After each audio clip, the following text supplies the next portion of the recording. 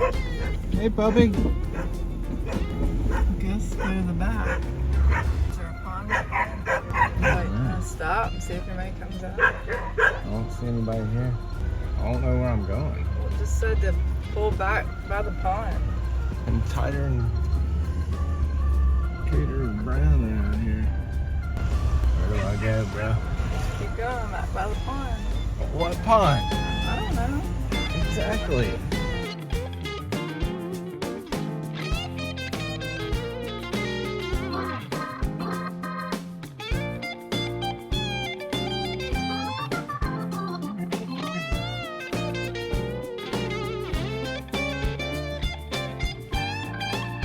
So Walmart for the win, although it is a neighborhood Walmart. But here we are. I asked management if we could park here, and they said no problem.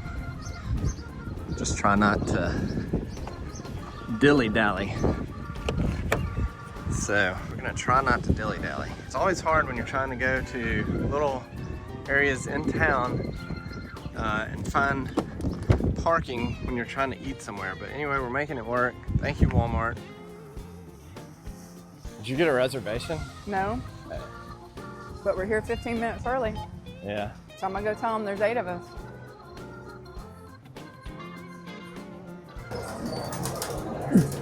Is that what you do? You know? And then you sit down. Oh. We are in Kansas City, and we were told we had to go to Joe's Kansas City Barbecue. Joe's was actually started by Joy and Jeff. Yeah. They decided to be in a barbecue cooking contest called the Slaughterhouse 5, and they won some championships and fell in love with making barbecue. So people started asking if they would cater events like wedding receptions and graduation parties, and they started doing that and went on to open up a business. So they found a partner, Joe, like a smoker company. Yeah, like a smoker company. So I guess they partnered with him, and the original Joe's was in Stillwater, Oklahoma. And it sounds like Joe wasn't in the picture for very long. About after a year, it looks like Joe moved to Texas and sold his smoker company. And moved to Texas. I'm gonna get ribs. You're gonna get ribs, okay. Everybody said to try the burnt ends, and we learned a little history or facts about burnt ends. So burnt ends can only be from beef. You can't have pork burnt ends, it's only beef. And it either comes from the flat or the decal, whatever that is. The decal is the same thing as the point, and so they separate the point from the flat, and when they do, it makes a nice piece of meat. When it gets burnt and crispy, it caramelizes, and it's really good. So we're gonna eat some burnt decal today, and it should be entertaining. We were meeting some friends here, so we're looking forward to that. Yeah. But anyway, we're gonna compare it to Memphis barbecue.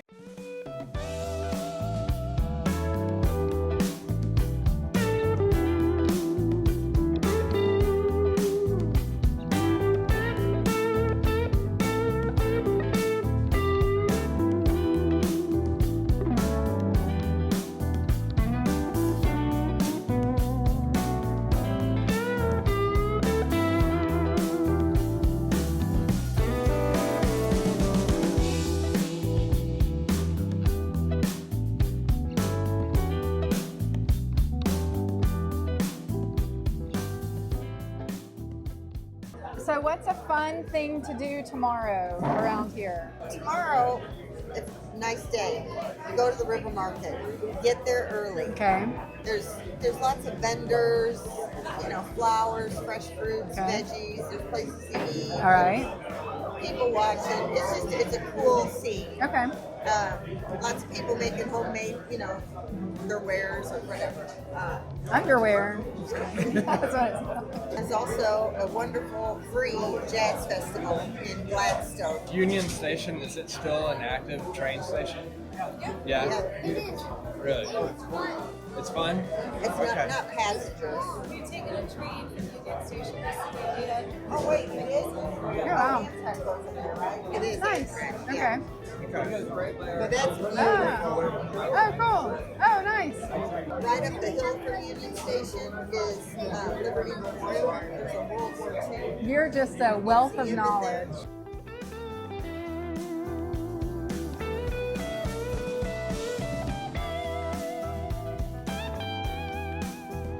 So we finished up lunch and headed downtown to check out the sights on this windy day in Kansas City. And here we are at the World War I Memorial.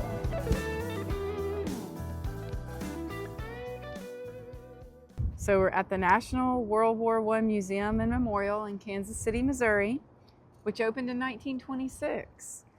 And in 2004, it was designated as the official World War I Memorial and Museum. They had a groundbreaking ceremony when it was first built, and about 200,000 people came, including the vice president at the time, which was Coolidge, and lots of other people whom we've gone around all the streets around here, and now it makes sense. All the Pershing and other streets we've been on, or some of the lieutenant generals and all that were present at the groundbreaking ceremony. But oh yeah, you know, it's just a really nice memorial here. They've even done renovations in 1935. It looks like they're currently doing some renovations.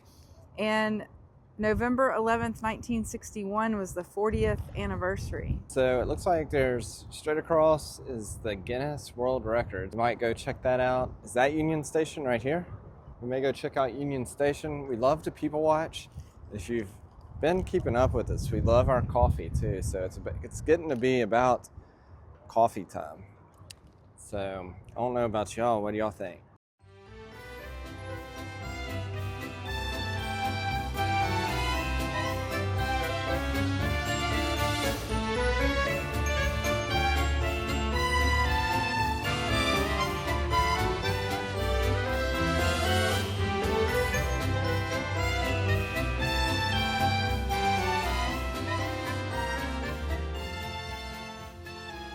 Hey y'all, we're in the Kansas City Union Station, and we don't know a whole lot about it other than it's got really good coffee at the Parisi. It opened in 1914, so it just celebrated over 100 years old about 10 years ago. It's got a science center, a planetarium, restaurants, coffee shop. There's an escape room I just saw on the sign, and a pretty cool post office that has a little museum and history with it. But it looks like a cool place to just come and sit, people watch. Beautiful architecture. Hopefully you can see it. Any other interesting facts? Yeah, it served a peak annual traffic of more than 670 passengers in 1945 at the end of World War II. All right, on to the next stop.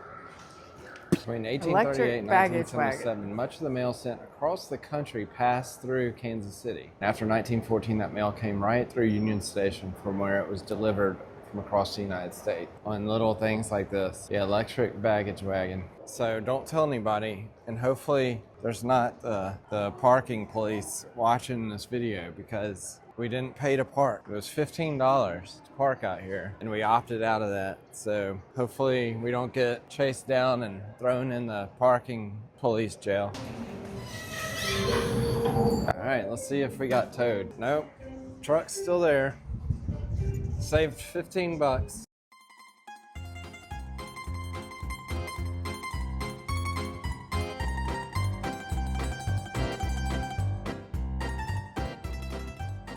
We're at the Kansas City Market. Here we are. Here we are. There's a lot of fresh produce. There's a lot of plants. They have one of Jennings' favorite things, Which is bubble tea. Okay. and the history for this city market dates back to 1857. They did some produce, some horse trading, some political rallies were here. So it's just been here for a long time, it appears. Yeah, it's a cool place. A lot of it is produce, but there's a few, like bubble tea, of course. There's like a Vietnamese, there's a barbecue place. We've already had our fill of barbecue, but We might get a little appetizer. there's My an stomach's Italian kinda growling. deli. There's a but coffee shop. So we took advantage of the afternoon walking around the market, checking out all the local fresh produce. Look at that watermelon. Yummy. Look delicious. Hello, how are you? There's all kinds of shops and restaurants, and of course, Jennings bubble tea. But it was really cool getting to just check out the area, see what everything had to offer. Jennings got her Cookie Monster macaroon. There's a ton of fresh produce to choose from, so if you're in the area, we highly recommend going to the market and shop local and shop fresh. There's a bunch of international markets. What is rhubarb? I don't know. Anybody know what rhubarb actually is?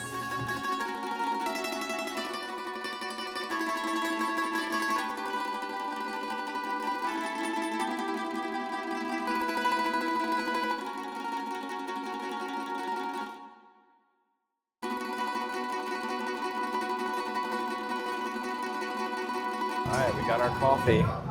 Sure does smell good. Right down there. Just gonna ask you a couple more questions here. It's not bitter, it's perfect. Cheers. Cheers. So our brief stay in KC came to an end. We enjoyed our time here. We highly recommend it. Go check out the market. Go downtown, do all the things. But I will say, I think Joe's Barbecue is pretty incredible. And I think I'll say it. I think it's better than Memphis Barbecue. There, I actually said it. But I'm sure we'll be back, as it seems like a popular spot as we crisscross the country. Check out, if you're in Kansas City, come check out the city market. It's pretty like cool. a pretty rad place. All right. That's a wrap, KC. I'll leave you with a few parting pictures of some of the time we spent back at our Harvest Host. This was actually our second time staying at this place. It's called the Eagle's Nest at Platte Falls, I believe. I'll link it in the description below.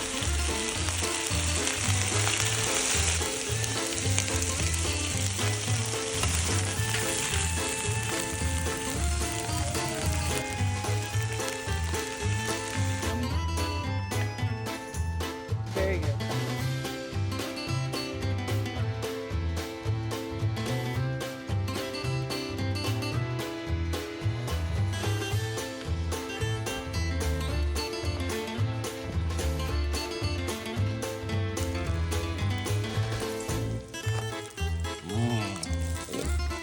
Yes. How you feel about that? I can't wait to eat them. Good job.